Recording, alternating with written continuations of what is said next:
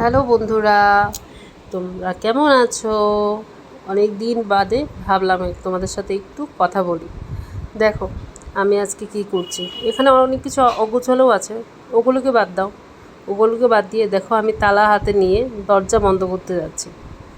দরজাটা বন্ধ করে আমি এখন কোথায় যাচ্ছি সেটাই তো বলছি দাঁড়াও। আমি কোথায় যাচ্ছি, এই যে আমি হেলমেট পরে ব্যাগটাকে ডান দিকে রেখে একদম রেডি হয়ে ভালো করে নেমে যাচ্ছি।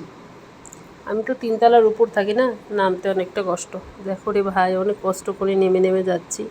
আমার মেয়েটা চুপ করে আগে থেকে নেমে গেল, নেমে গিয়ে বসে আছে ওর বাবার এখানে।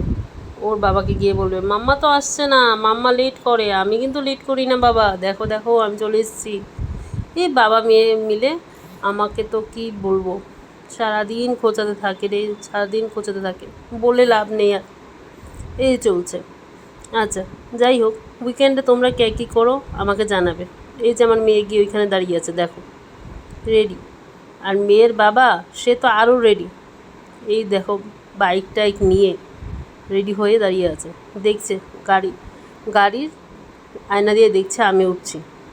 এখন মেয়ে উঠবে বাইকে, চলো আমি উঠে যাই। এই যে উঠে গেলাম, উঠে গিয়ে এখন যাচ্ছি আমি।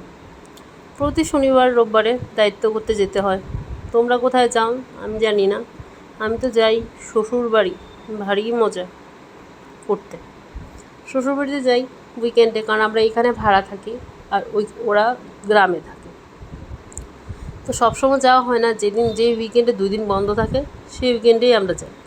এখন দেখো এখানে গ্রামের রাস্তা দেখতে পেলে তো?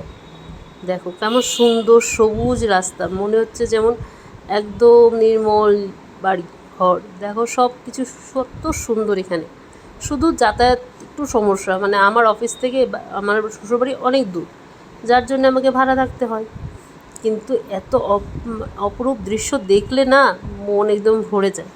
আমার ঠিক শ্বশুরবাড়ির উল্টো সাইডের জায়গাটা আমি দেখাবো আজকে তোমাদের, দেখবে এত সুন্দর জায়গা কখনো দেখোনি। এই দেখো রাস্তা, কোনো গাড়ি নেই, কোনো কিছু নেই, কত সুন্দর। এই হলো আমাদের প্রসিদ্ধ রাবার বাগান।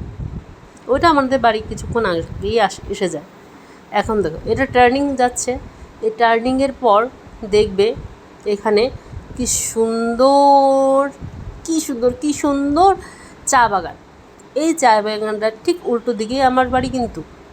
এখন দেখো আমরা টার্ন কাটবো, এই যে রাস্তাটা সামনে থেকে যাবে ওই দিক থেকেই আমরা টার্ন কাটছি।